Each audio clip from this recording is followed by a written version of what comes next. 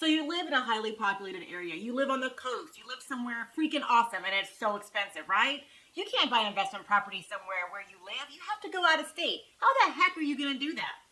Today, we're going to talk about just that. How are you going to increase your chances of success investing out of state in an area that you've never been before? Hi, my name is Casey with Brick by Brick Wealth, and thank you for watching. The first thing you can do to maximize your success in investing in a rental property out of state is maybe look for your competitive advantage. You look at the map of the United States and you're like, oh my God, this is way too much. I have no idea where to even start. Think about what things you might have to your advantage. Do you have a friend who lives out of state? Do you have Aunt Susie who lives in Kentucky? Do you have a favorite football team, or did you actually go to school in a cool state somewhere that has a good rental area? Think about the areas in the United States that you might have connections with where you can kind of start there. Once you have a few areas in mind that you might consider investing in, let's say you live in California, and I'll tell you, there's probably no way you're really going to be making the 1% rule and making tons of positive cash flow investing in California. There are those areas, but honestly, I lived there for 30 years, and those places are hard to find. So you want to buy a rental property in a location that makes sense, in a location that you know has good rental value, good rental market. A place where if you buy a property for $100,000, you're likely going to be able to rent it for $1,000 a month. And just a tip, that's also known as the 1% rule. It's an easy way to evaluate an area. If, for example, you're looking at an area in Orange County, California, where I lived for a very long time, and you're going to find a property that is $750,000 to buy, but maybe will only rent for $2,400 a month, or maybe $3,200 a month. There's no way you're ever going to make money on that deal. You just have to look somewhere else. You have to get out of your comfort zone and look out of state. Look towards middle America.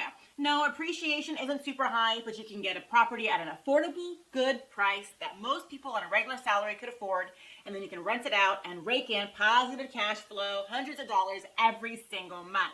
So once you have your location narrowed down, I would strongly recommend not having 15 to 20 different areas that you're looking into. There's no way you're possibly going to ever really be able to know an area by searching on the internet if you have to research 20 different locations. Find the top 1 to 3 locations and narrow it in. Once you know the top one city, the number one city that you want to invest in, you have to pretend that you live there. This is one of the secrets to success, being able to compete with the in-market local guys who are also buying properties. Because just because you are out of state, that doesn't mean that there's nobody else there in state that's buying those properties. You have to compete with the locals, which you totally can do, but you have to have the mindset. You have to know everything that they know. That means you have to get the newspapers. You have to be on the city. That means you have to read the local newspapers. You have to be involved in the city happenings. Know who the alderman, the mayor are. Know what developments are coming in next. Know if there's a new school that's going to be built. You have to be aware of what's happening in that area, your finger on the pulse, so that when a property comes up that might be a potential rental, you'll say, whoa, I got to jump on that deal. There's a brand new elementary school going in next year, and that is going to be a prime area for rental properties.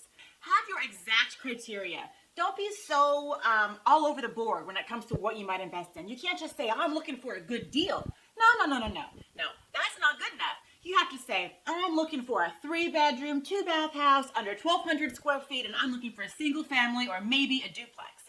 You can't say, I'll look for anything that's going to make me money, because that is too broad and you won't be able to really narrow in, hone in, and be an expert in your area. If you're really wanting to increase your chances of success in investing in out-of-state rental properties, you have to have a local team. Yep, you're going to be out of state. You are already going to be the number one person on your team that's going to be away from the action. So everybody else on your team has got to be in the action. They have to be there in the grind every day.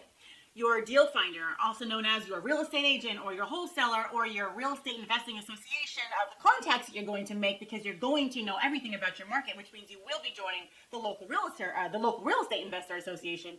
You need to have all those people that are local, that live there. You can constantly talk to them and know what is going on. They are your boots on the ground, the people that are going to help you make the right decisions.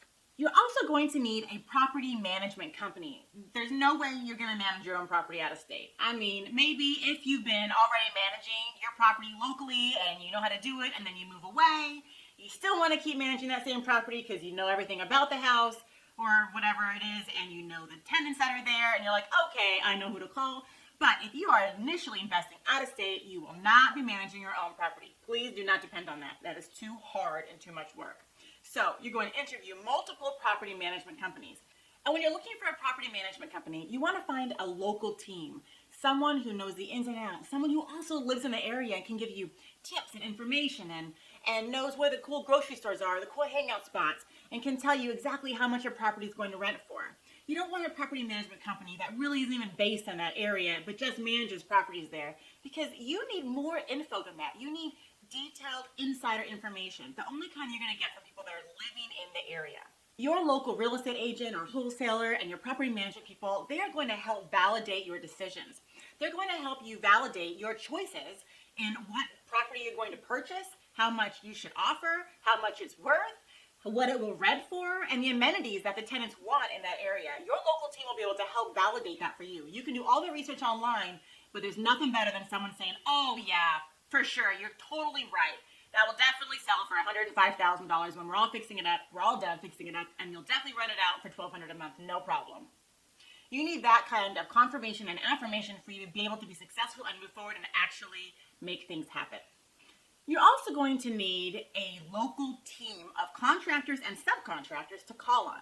You can get your local team from following local Facebook pages. Usually there's a city Facebook page, any of the resale sites, or anything you might get any information on housing. Usually there's a buy and sell group, a housing buy and sell group, or for rent group in that area on Facebook that you can get in. And people will be selling their houses for sale by owner, and you can even ask them questions too. So get in on the social media with your area that you're interested in investing in. That will help you find contractors and handymen and people that have been recommended and used, and will also tell you who to stay away from. You can't open up the yellow pages anymore and just go down and pick somebody. Now you have to make sure you go based on recommendations and referrals, and there's no better way to get those than going straight to the source, the people that have either had rave reviews or people who have been screwed over. You want to know both types of contractors and subs you should use or stay away from. And again, there's no better resource than Facebook for that.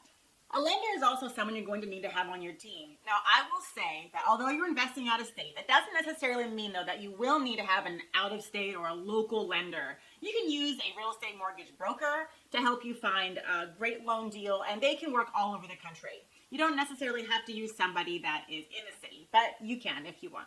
We go into much detail on the A-team and how to pick your A-team when you're investing out of state, and really dive deep into all the qualifications that your A-team should have. And in my free training on rental properties, you can get that free 7-day training in the description box below on YouTube. There's a link, or also in my bio link in Instagram. Another way to increase your chances of success in buying an out-of-state rental property is to get zeroed in on the neighborhood view. This is also something that I really spend a lot of time on in my course and coaching program, and you can find that in the link below as well. Since you're not able to be there in person, since you are investing out of state, you are able to really get the wide scope of view of the neighborhood. All you're seeing is pictures of houses, house here, house here, house here. You're not getting the street view really. You can do Google Street View, but sometimes those are a year or 2 or 3 years old. You really don't get a good sense until you actually go to the places that you're planning on investing in. But since you're not able to do that, you have to do a lot more research so you can get the full picture.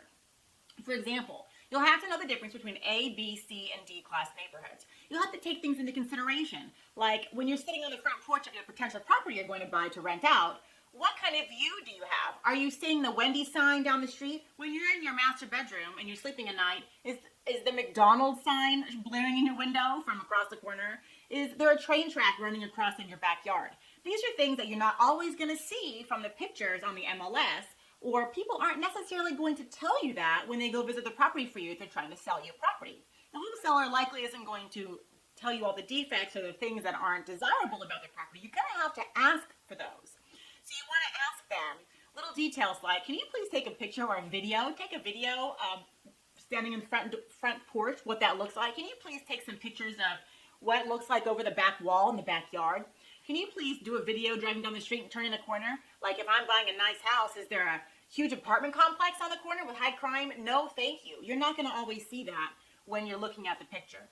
Remember the adage, location, location, location. It is super important that you get the location right. And that doesn't just mean, oh, I got my zip code down. I know what zip code I'm going to invest in. Location also means, where exactly is that property located? literally on the street. Is it right next door to a crack house? Is it right next door to an apartment complex? You have to know where your house is located in the little neighborhood view that it has, because that can vary greatly street to street. Another thing that you might not really notice just looking at pictures of a specific house you're interested in buying is what's happening in the commercial areas surrounding that property. So, every house has a grocery store that you drive to. It's like, oh yeah, well, I live here and this is the Ralph's I go to, or, this is the gas station that I go to. You need to know, what do those frequented areas, you need to know what do those frequented areas look like?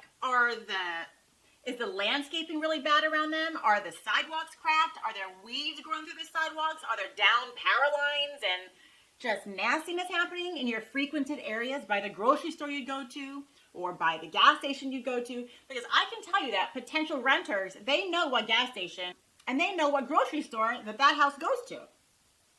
So if it's a nasty grocery store or it's the gas station that has frequent shootings, that property is not going to be as desirable. So again, the neighborhood view, besides just the house itself, you need to know what is happening and what it looks like. If you feel that you're learning something already from this video, please, please, please like this video, subscribe to my channel, and ring the bell so you can be notified of future videos. If you don't like the video, subscribe. It makes me feel bad, and then I don't want to make any more videos. I really enjoy it, and I would love to know that if you do too, please show me by liking and subscribing. And if you're watching this on Instagram and IGTV, please like the video and send a comment to me as well. Now, if you're looking to increase your chances of success in investing out of state right away, there's something that you can do to rule out areas right off the bat so you don't spin your wheels and analyzing areas that really just aren't going to work out. There's a few things you can do right away to kick out those bad areas. First thing is, you can check out citydata.com, or there's a bunch of other websites that will give you demographics, but understanding population growth. Are people coming to the city? Are they coming to your zip code to live? Is the population increasing, or are people leaving? Are people leaving the area? You don't want to invest in an area where people are moving out. You want to invest in an area where there's commerce growing, where there's big companies coming in. If there's a new Amazon facility coming in, or Bank of America's headquarters are relocating there, something like that. You would love to have properties near growth, population growth, and booming economy. You want people to want to come there and have a reason to come there so that your property is always in demand. So check out the population data and see if that area is growing or not. And if it's not, then just forget it. You also want to find an area where the cost of living is below average. So basically, what you need to ask yourself is, will the mortgage payment be more or less than the amount of rent I'd be able to get for the property? Because if your mortgage payment is higher than the rent that you will get, how are you going to make any money renting that property out? This is also known as the 1% rule. The 1% rule is this. If you go and buy a house for $100,000, that means you should be able to rent the property for $1,000. That is 1% of $100,000. So a little rule of thumb is, if you are doing a 20% down conventional loan and the interest is, anywhere under 5%, you should be able to make positive cash flow on that house. And the 1% rule is a quick way to determine if that area has market potential for rentals or not. If you're interested in a certain zip code and you see all the properties are $500,000, okay, honestly, maybe it could make sense if you can make $6,000 a month renting out the property, or $5,000 a month renting out the property. But I don't know of any areas like that. Because if you can start zoning in on those areas that meet the 1% rule or have a low cost of living, then you'll be able to make money there.